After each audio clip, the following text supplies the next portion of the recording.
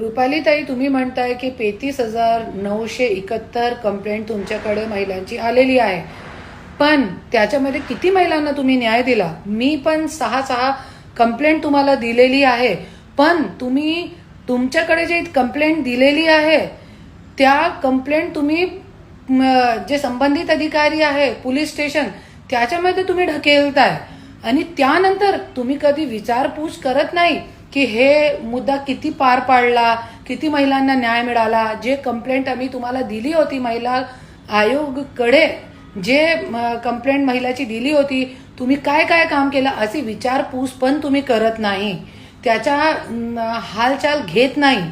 त्याच्यामुळे आज महिलांवरती अत्याचार वाढत चालले, महिला आत्महत्या वाढत चालली आहे. आणि जे आज एक घरामध्ये एक विवाहित मुलगी घरामध्ये बसलेली आहे, नवरा 3 लग्न करत आहे. जरी महिला आयोग काम करत होता हे सगळी गोष्टीवरती, तो प्रत्येक घरामध्ये एक ऐसी मुलगी बसली नाही होती, क्योंकि तुम्ही काय काम करत नाही. आणि मी हात जोडून विनंती करते, तुम्ही राजीनामा द्या आणि कोणतीही चांगली सामाजिक महिलांना बसवा त्याच्यावरती, क्योंकि राजकीय महिला आयोगमध्ये नकोय.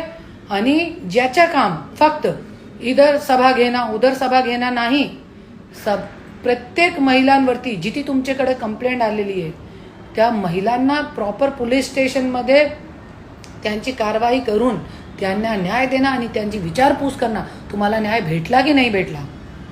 आणि आज खूप कानून आहे महिलांसाठी, पण महिलांना न्याय भेटत नाही.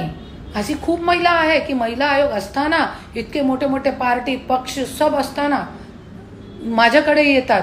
माझ्याकडे पण खूप कंप्लेंट आलेली आहे की महिला आयोगाने आजपर्यंत आमच्या